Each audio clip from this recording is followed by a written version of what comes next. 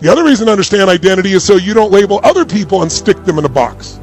In intimate relationships, in the beginning, people are totally open, everything's wonderful, and then, you have some problems or challenges with your kids or with your parents or with work or with cash flow in your business, or, you guys love each other, but you have different kinks, different experiences you grew up with, different ways of looking at life, different meanings, and now you start going, God, she's a jerk, he's an asshole. And if you do that enough, and especially if you go tell your friends about him, like I heard this one woman say, my husband is the prince of darkness, right? And it's like, wow, that's really going to enhance your relationship, right? Because you're going to look for everything he does wrong, everything that's mean, everything that's dark once you believe that shit, right? I remember a friend of mine, he kept saying, it's like, we go out and we play cards or something, and towards the end he goes, I got to go home to the ball and chain. I said, wow, that's really compelling. Right? And then I noticed one of my buddies, like 6 months later, had been around my other friends so much, he started using the same phrase. And the second guy loved his wife. And I could see the relationship change. And I finally said, listen, it's not my place, but this is what I do for a living. And let me tell you what's happening. You're not even seeing it. So be careful the limiting identity you attach to someone, because once you do that, your brain, you get in your head, you heard the gentleman earlier, I always teach, you get in your head, you're dead. You got to stay in your heart, because the mind wants to make black and white, good or bad. It wants to generalize, distort, and delete to keep things simple. But life is a little more complex than these oversimplifications, and then you miss out on things that really matter. Is this making sense to you so far? So let's think of something you're not doing that you want to do, and you're not doing it. Why? I virtually guarantee you one of the reasons why is it's not part of your identity. In fact, it's outside of it. If you want to change your life, my friends, you got to change your physiology and you got to change your focus. My very first thing I do when I wake up in the morning is I want to get my head right. I do this thing called priming. Today, what creates marketing is when you don't just market, but you add value to people. The early stages of myself as an entrepreneur, I started all these companies from scratch. And then I met a gentleman, the gentleman started MTV, and we had this really cool conversation. He said, Tony, it took me a decade and a half to really build up MTV. And he said, and then I built another company, and he said, Tony, I realized it takes like 7 years, that was his number in his head, on average, to go from scratch to build something that's really stable and strong and so forth. And he goes, I realized there's only so many 7-year cycles in my body. And he said, but if I went to a company that already has been around for 7, 10, 20 years, and I bring my ability, my vision, my ability to grow that business, my ability to inspire the people, my ability to produce resourcefulness, then I get a multiplied effect. And he goes, Tony, you're the best in the world at what you do, but damn, you work your tail off. And so he asked me if I'd come speak. One of the companies he took over was Century 21 Real Estate. And he said, why haven't you ever spoken for us? I said, because your company asked me over and over, but they're cheap. They want to pay me $100,000 and my fee's $250,000. He goes, we'll pay the $250,000. I said, no, for you, I'll do it for free. Because he's a friend, and I'm learning from him. So I came and did the speech, and afterwards he sat me back down. He goes, Tony, there are 10,000 people here. He says, I know like all my financial guys, they all look to you, but you're like a rock star for middle America. These people in gold jackets selling real estate. He goes, do you know how much our business increased in those 4 months? And I don't remember the exact number. It was like 22 or 23% or something. He goes, do you know how much money you made me? And you got nothing. He said, let me give you some advice. Go find people that have some form of momentum that you can turn it around and get a piece of that. And that's how I changed. So what I looked for were businesses that I felt tremendous emotional connection to because I felt they'd touch people's lives in some way. And I looked for partners that were geniuses, but where I could bring my own genius to it, where 1 + 1 = 5, or at least 3, not 2. And by doing that, I got pieces of these different companies, and then it just grew and grew and grew and grew. So I'm in virtual reality. I have a company called NextVR. My partners are geniuses, and we just locked down the exclusive for the NBA. So instead of Monday Night Football, we have Tuesday Night NBA, and you literally, it's like you're on the court, you can look and feels like you can reach out and touch LeBron. It's mind-boggling, and there's no cords or computer. It's all done off your phone with an app. It's mind-boggling. Wow. We also have the exclusive for Live Nation for all concerts. So you can be right there next to Jay-Z or Beyonce, like you feel like you can touch them, right? I have a company that's #1 guy in stem cells in the world. I have a company that does genetics, that's just genius. I've got companies that are in the education space. I bought Adweek with a group of partners. I have my financial companies. So the diversity I have is mind-boggling, but that's also the secret to investing. if you got all your eggs in one basket and there's a problem, you need to make sure you run your business really successful, give it your all, not start 20 of them. But once that business really is strong and your investments are strong, then you can build a second one. Most people, they build a business and then it's not going as well as they want, so they start another business because it feels more exciting. And it's like, you have one child you're not taking care of, so let's have a second child and a third child, and it just doesn't work. But the diversity of it also makes me excited. So I manage 12 of them actively. The others, I have such great partners. Like, I own the Major League Soccer new franchise in LA. I'm a partner in that. It's called the LA Football Club. Well, my partner is Peter Guber, who owns the LA Dodgers and owns the Golden State Warriors, and about as smart a human as you could ever have in the sports field. And then I bought in the esports field. That's mind-boggling. We fill whole stadiums now of people watching people play video games. So I bought Team Liquid, which with my partners, with Peter and everyone else, and so, the opportunities are just amazing because I'm partnering with people who have skills that are the best in the world, and I'm bringing mine. And you combine them, you get a greater impact. It's until you open your mind, open-mindedness creates that. We all shut down our mind. Like, for instance, when I broke the pull-up record, everybody around me, you heard the pull-up record was 4,020 pull-ups. That's the first thing they did. Oh my God. 4,000 in 24 hours? Or it's 4,020 pull-ups in 24-hour period. Yeah. The first thing I did versus closing my mind to like, oh my God, that's crazy.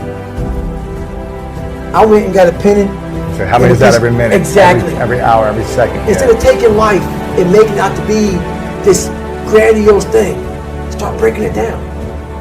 Start breaking it down. And most of us, we live in a box. And we don't want to go outside that box at all. Ever.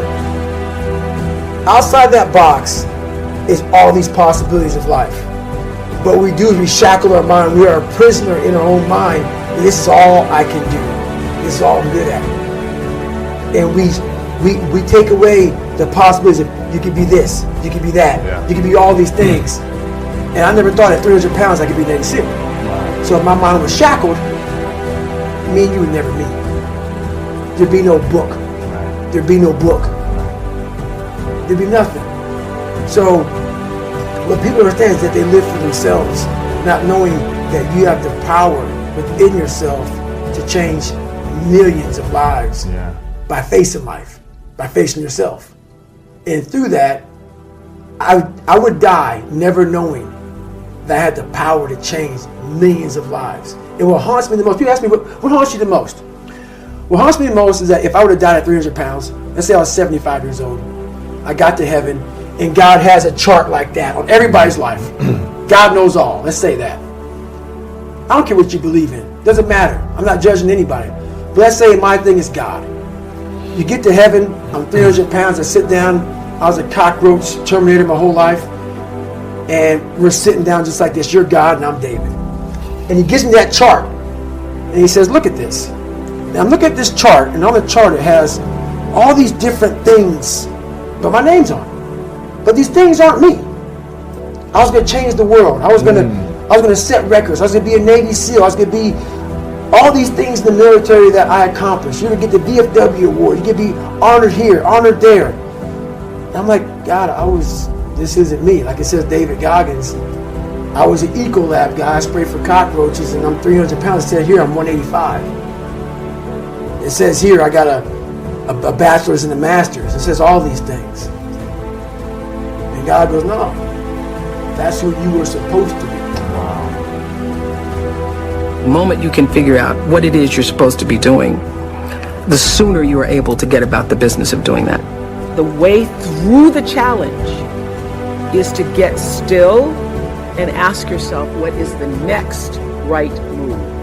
Not think about, oh, I got all of this stuff. What is the next right move? And then from that space, make the next right move and the next right move. And not to be overwhelmed by it, because you know your life is bigger than that one moment. You know you're not defined by what somebody says is a failure for you, because failure is just there to point you in a different direction. I've learned to appreciate living in the moment, and I ask that you do too. I'm asking this graduating class, those of you here, I've asked all of my viewers in America and across the world to do this one thing. Keep a grateful journal. Every night, list 5 things that happened this day, in days to come, that you are grateful for. What it will begin to do is to change your perspective of your day and your life.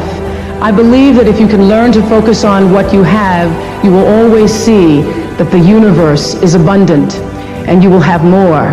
If you concentrate and focus in your life on what you don't have, you will never have enough. Be grateful. Keep a journal. You all are all over my journal tonight. I always understood that there really was no difference between me and the audience. At times I might have had better shoes, but at the core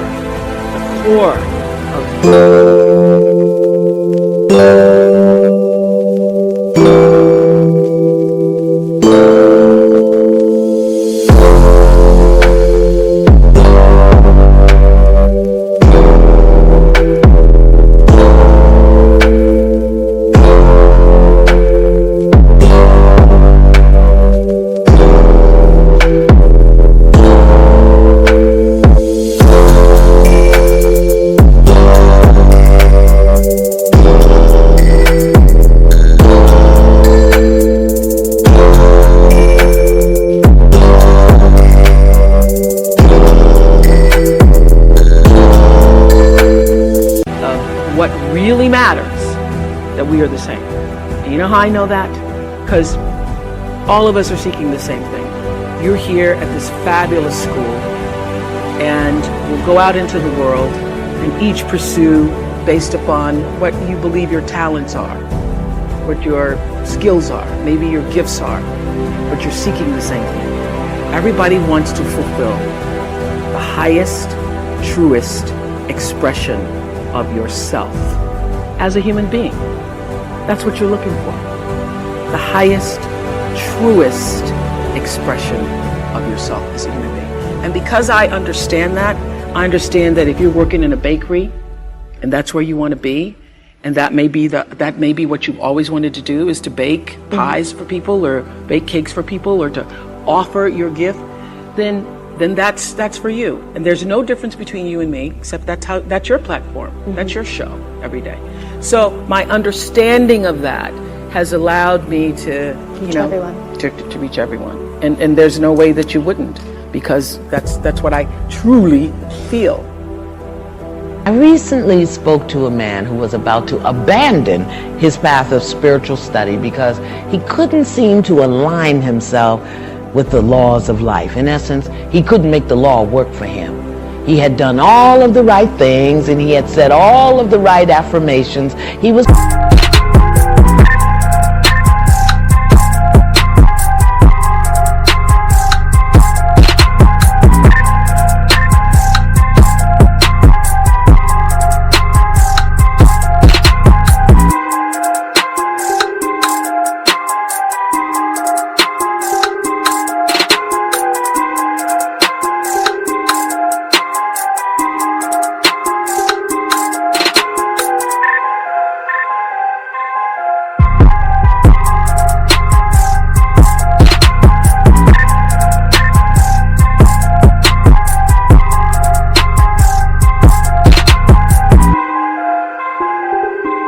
praying and meditating and listening. Still, his life was a mess. Surely he thought that I can't be on the right path. And that happens to many of us. We do something for a certain amount of time and we have an expectation that there's a reward, and when we don't get it, we think we've done the right thing. Perhaps he thought he should return to the spiritual tradition of his family. Listening to him, I said, been there, done that. I knew exactly how he was feeling. Suddenly I remembered that in the midst of my own spiritual breakdown, a good friend offered me something that I was excited to share with this pilgrim in distress. We must make our spiritual practice personal. It is of absolutely no use to read the words and study the principles and look at the book as if they're magic formulas that are going to bestow something on you. Every word you receive as guidance on your spiritual path must be received as if it was written specifically for you. whether it's the Bible or the Torah or the Quran, the Bhagavad Gita. You have to know that these words are coming to you at this time for you. Next, you must make all of your spiritual practices and insights practical. You do not need wings and feathers. You need to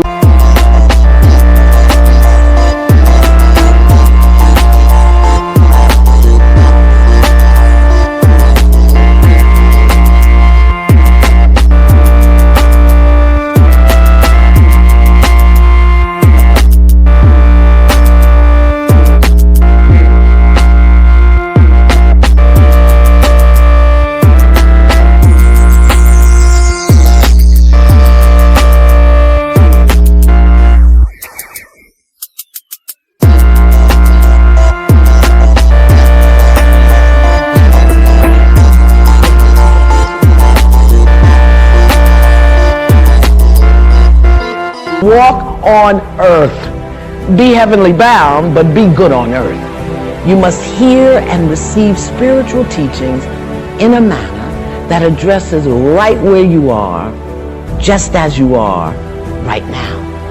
It is so tempting to think that you've got to wait for something in you or around you to be different before you can apply what you're learning and studying. A better way to interpret what you receive when you read or when you study is to put it in the first person, making an I frame of reference by applying it to something that's going on in your life right now. Next, you must believe that the answer to your prayer is possible, whether you've been praying it for 15 days or weeks or months, or if you prayed it this morning. Because the minute you entertain the thought, just one thought, that everyone's prayer can be answered but yours, the possibility for your prayer to be answered goes right out the window. All things are possible to those who believe. So make your belief and the things you believe in personal and practical, and know that they are possible.